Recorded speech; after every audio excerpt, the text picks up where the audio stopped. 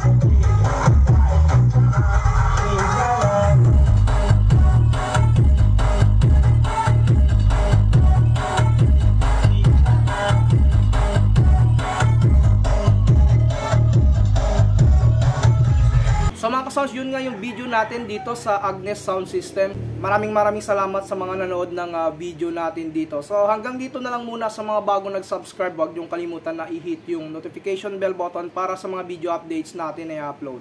Maraming salamat mga ka-sounds.